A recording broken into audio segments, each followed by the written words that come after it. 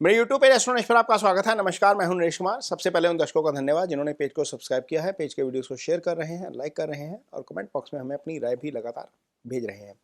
दोस्तों, आज के वीडियो में बात करेंगे देवगुरु बृहस्पति की। देवगुरु बृहस्पति 11 नवंबर से वक्री अवस्था में थे, यानी कि एक शुभ ग्रह का वक्री हो जाना अच्छा नहीं है। तो 11 मार्च को उदय हो जाएंगे।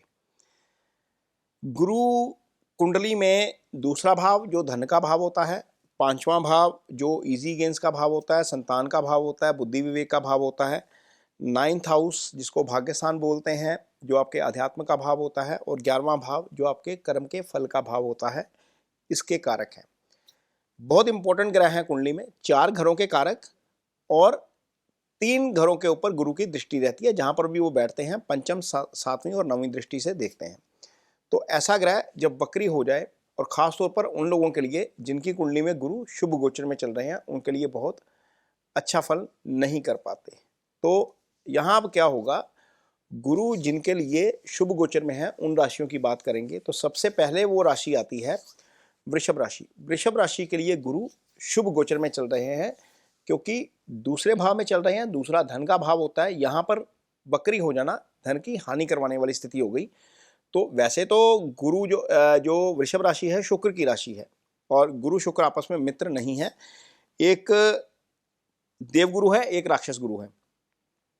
गुरु के लगन में शुक्र और शुक्र के लगन में गुरु जो है वो अच्छे भावों के स्वामी नहीं होते। लेकिन इसके बावजूद चूंकि गुरु का दूसरे का गोचर शुभ होता है, और गोचर में जो शुभ ग्रह है वो वक्री हो जाए तो अच्छी स्थिति नहीं है। तो यहाँ पर क्या होगा, वृषभ राशि के जातकों के लिए दूसरे भाव में बैठे गुरु जब मार्गी हो जाएंगे तो गुरु की एक दृष्टि जा रही है 5वें वाली 6ठे भाव के ऊपर। जो लिटिगेशन वाले मामले हैं, रोग ऋण शत्रु का जो भाव है, वहां पर जो चीजें चल रही हैं वहां पर चीजें ईज आउट होती हुई नजर आएंगी। अब देखिएगा वृषभ राशि के जातकों के लिए जहां पर कोई पैसा फंसा हुआ है, पैसे की वापसी होती हुई नजर आएगी। अष्टम भाव के ऊपर गुरु की दृष्टि रहेगी। अष्टम भाव आपकी सीक्रेसी से जुड़ा हुआ भाव होता है, आपकी लंबी बीमारी से जुड़ा हुआ भाव होता है, आपकी आयु स्थान होता है। तो अष्टम रिसर्च का भी भाव है। जो स्टूडेंट रिसर्च का काम करते हैं उनके लिए स्थिति थोड़ी सी बेटर हो जाएगी यहाँ पर, क्योंकि गुरु की दृष्टि सीधी है। गुरु अब जागृत हो जाएंगे, यानी कि गुरु उदय हो जाएंगे, मार्गी हो जाएंगे, तो गुरु की पावर ठीक हो जाएगी। यहाँ पर गुरु 9th एस्पेक्ट के साथ देख रहे हैं आपके कर्म भाव को, ये कारोबार का भाव है। तो अल्टीमेटली कारोबारी फ्रंट के ऊपर थोड़ा सा आपको ज़्यादा फायदा होता हुआ नजर आएगा, क्योंकि गुरु की दृष्टि रहेगी यहाँ पर। ये जो भाव होता है, यदि हम 10वें भाव की कुंडली बनाएंगे तो 10वें भाव के ट्रायंगल में गुरु आ जाएंगे, यानी कि दशम से पंचम में आ जाएंगे। तो यहाँ से 9th को भी देखेंगे, दशम का 9th होता है 6ठा भाव, तो दशम का ट्रायंगल एक तरीके से एक्टिव हो जाएगा। वो एक्टिव होना आपके लिए अच्छा है। तो ये तो वृषभ राशि के जातकों के लिए गुरु का मार्गी होना दूसरे भाव में। अब अगली राशि जिसके लिए गुरु जो है वो अच्छे हो जाएंगे वो है कुंभ राशि। कुंभ राशि के जातकों के लिए गुरु इस समय 5th हाउस में गोचर कर रहे हैं। 5वें का गुरु बहुत अच्छा होता है, लेकिन मार्गी हो जाना बुद्धि विवेक को थोड़ा सा डिस्टर्ब कर देता है। यानी कि वो बुद्धि विवेक का भाव है ना, यहाँ पर गुरु वक्री हो गए तो आपका प्रेजेंस ऑफ माइंड थोड़ा सा कम हो जाता है, थोड़ा सा आप फोकस नहीं रह पाते, या आप डिसीजन मेकिंग में गड़बड़ कर जाते हो। तो यहाँ पर जब गुरु मार्गी हो जाएंगे तो अल्टीमेटली क्या हो रहा है, पंचम में बैठेंगे, सीधा 5वीं दृष्टि से देखेंगे 9th हाउस को, तो भाग्यस्थान एक्टिव हो गया। एक तो पंचम में अब मार्गी हो गए, पंचम में जो डिस्टर्बेंस थी वो थोड़ी सी खत्म हो गई, और भाग्यस्थान एक्टिव ऑलरेडी है, लेकिन चूंकि वक्री थे तो थोड़ा सा फल आपको नहीं प्रॉपर मिल पा रहा था। तो यहाँ पर भाग्यस्थान एक्टिव हो गया। अध्यात्म में जिनका ध्यान है वो अध्यात्म में जाएंगे आगे, थोड़ा सा उनकी जर्नी थोड़ी सी आगे बढ़ेगी। लेकिन जिनको इच्छाओं की पूर्ति करनी है, 11वें भाव के ऊपर गुरु की दृष्टि है, 11वें के कारक हैं। यहाँ पर मजे की बात क्या है, गुरु उन भावों को एक्टिव कर रहे हैं जिन भावों के कारक हैं। 5वें में बैठे हैं, 9वें को देख रहे हैं, उसके कारक हैं, 11वें को भी देख रहे हैं, उसके भी कारक हैं। तो गुरु की 5वीं दृष्टि जा रही है 9वें भाव के ऊपर, 7वीं दृष्टि जा रही है आपके आय स्थान के ऊपर। इसको आय स्थान कहते हैं। ये इच्छाओं की पूर्ति का भाव है, इच्छाओं का भाव है। 10वें से कर्म आता है, 11वें से उसका फल आता है। तो अल्टीमेटली 11वें के ऊपर गुरु की दृष्टि वो आपके लिए काफी बेटर हो जाएगा, गुरु का मार्गी होना। यहाँ पर गुरु 1 जून तक यहीं पर रहेंगे, तो 1 जून तक मान के चलिए कि आय में वृद्धि के संकेत यहाँ पर मिल रहे हैं। तो जब यहाँ पर बैठेंगे तो एक 9वीं दृष्टि से आपकी राशि को एक्टिव करेंगे। यदि कोई नेगेटिविटी आ रही है लाइफ में, क्योंकि यहाँ पर ऑलरेडी राहु का गोचर हो रहा है कुंभ राशि के ऊपर, तो यहाँ पर आपको वो पॉजिटिविटी होती हुई नजर आएगी, और यहाँ पर गुरु का मार्गी होना आपके लिए अच्छा हो जाएगा। तो ये चीज़ें, ये दूसरी राशि जिसके लिए गुरु का मार्गी होना अच्छा है, क्योंकि ऑलरेडी आपके लिए शुभ गोचर में चल रहे हैं, वो प्रॉपर फल नहीं हो रहे थे तो अल्टीमेटली वो फल जो है वो प्रॉपर होना शुरू हो जाएंगे।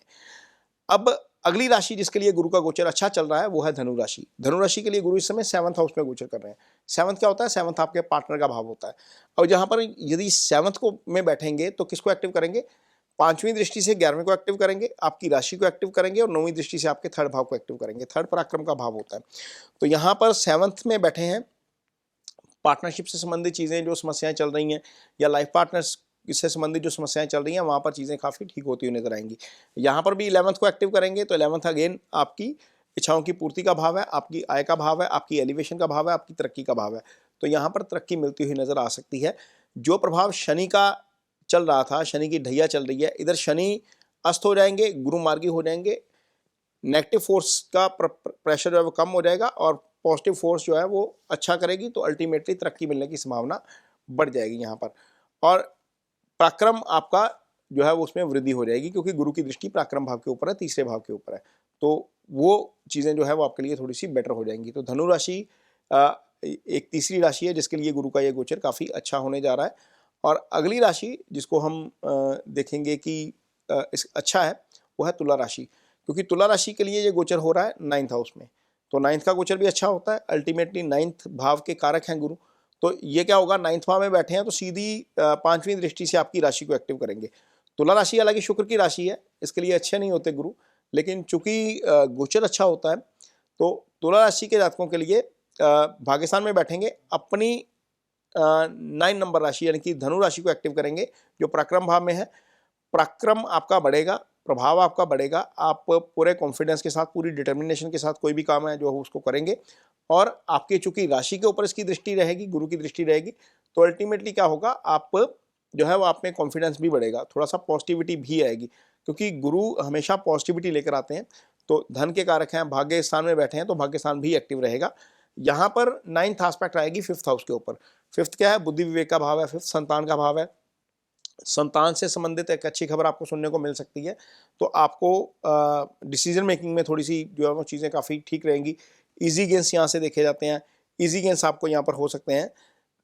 तो यहाँ पर तुला राशि के जातकों के लिए 5th भाव के अच्छे फल, जिनकी लाइफ में कोई नहीं है उनकी लाइफ में कोई आ सकता है, क्योंकि 5वां निश्चल प्रेम का भी भाव होता है। तो यहाँ पर निश्चल प्रेम का भाव एक्टिव हो गया, संतान का भाव एक तरीके से एक्टिव हो गया, तो ये चीज़ें आपके लिए लाइफ में आपको थोड़ा सा बेटरमेंट होता हुआ नजर आएगा इन चीज़ों को लेकर, क्योंकि गुरु की दृष्टि आपके राशि के ऊपर, 3रे भाव के ऊपर और पंचम के ऊपर जाएगी। अगली राशि जिसको इसका फायदा होगा वो है सिंह राशि। सिंह राशि के जातकों के लिए गुरु का गोचर 11वें भाव में हो रहा है। 11वें भाव में गुरु का गोचर, इसका मतलब यह है कि सीधी दृष्टि से पंचम भाव एक्टिव। जिनके यहाँ पर संतान नहीं है, संतान आ जाएगी। जिनके यहाँ पर रिश्ते की बात चल रही है, रिश्ता पक्का हो सकता है। जहाँ पर बातें अड़ रही थी या बात आगे नहीं बढ़ रही थी, चल नहीं पा रही थी, तो 5th हाउस आपका एक्टिव हो गया और ये गुरु के द्वारा एक्टिव है। तो जब गुरु 11 बैठते हैं तो 5वीं दृष्टि से 3रे भाव को एक्टिव करते हैं। 3रा अगेन पराक्रम का भाव है, आपके छोटे भाई का भाव है। भाई के साथ यदि कोई तालमेल में दिक्कत आ रही है तो वहाँ पर तालमेल आपको ठीक होता हुआ नजर आएगा। ये चीज़ें होंगी आपके साथ, क्योंकि गुरु की दृष्टि यहाँ पर है। जिनकी संतान नहीं है, संतान हो जाएगी। जिनकी शादी नहीं हो रही, उनकी शादी भी हो सकती है, क्योंकि गुरु जब 11 बैठते हैं तो 9th एस्पेक्ट आती है आपके 7th हाउस के ऊपर। 7th क्या है? आपका पार्टनर का भाव है, आपके लाइफ पार्टनर का भाव है। यदि लाइफ पार्टनर के साथ ऑलरेडी कोई मनमुटाव चल रहा है तो वहाँ पर मनमुटाव ईजी होता हुआ नजर आएगा। शादी नहीं हुई है तो शादी होने के चांसेस अब यहाँ पर बढ़ जाएंगे। आप कोई बिजनेस पार्टनर ढूंढ रहे हैं या बिजनेस पार्टनरशिप में कोई बिजनेस करना चाहते हैं, इनिशिएट करना चाहते हैं, तो वहाँ पर चीज़ें जो है वो थोड़ी सी बेटर होती हुई नजर आएंगी। तो सिंह राशि के जातकों के लिए भी काफ़ी चीज़ें ईज आउट होती हुई नजर आएंगी, क्योंकि गुरु यहाँ पर मार्गी हो जाएंगे आपके 11th हाउस में। तो ये 5 राशियां हैं जिनके लिए गुरु का गोचर इस समय शुभ हो रहा है, लेकिन इम्पैक्ट जो है वो अच्छा नहीं प्रॉपर मिल पा रहा था। तो यहाँ पर आपको इन 5 राशियों को इसका फायदा हो सकता है।